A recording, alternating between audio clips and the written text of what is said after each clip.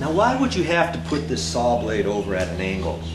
Well, specifically if you've got tall baseboard like this baseboard here is about 5.5 inches, 5 3/8 tall. And it makes it difficult on some saws if you try to stand it up this way. And if you didn't have a saw that flipped down at an angle, you'd have to tilt this over at an angle, and your blade may not be tall enough. Let me show you what I mean. Get this up like here. Let's say you've got a miter saw that only goes up and down, okay? So then you'd have to flip this over at a 45.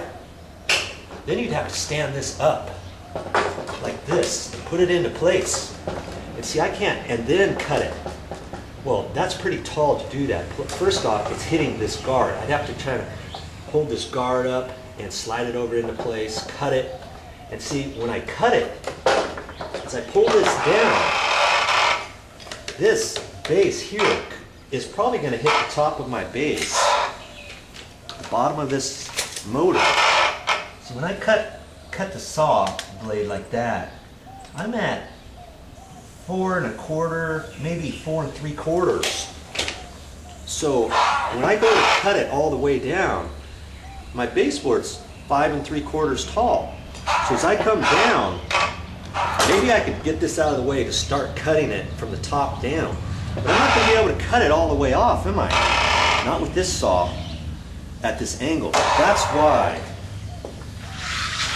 the beauty of this saw is you can slide it over like that and lower this down at the angle you want, the 45, let's say.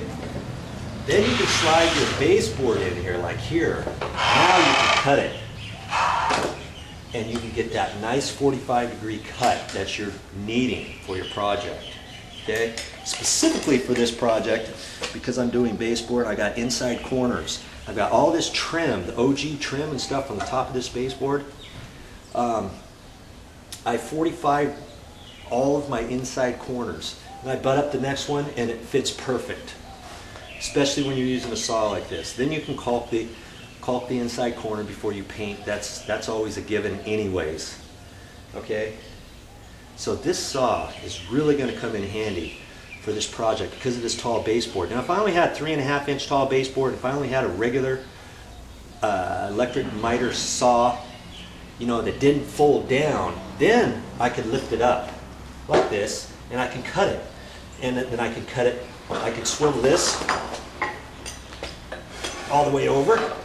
You know, this would be up, obviously. If you had the other saw, that one doesn't come down, okay, I could cut that way, I could swivel it that way and cut them that way and all that.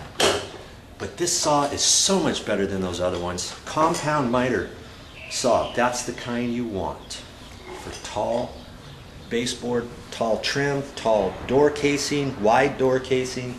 You know, this will do it all.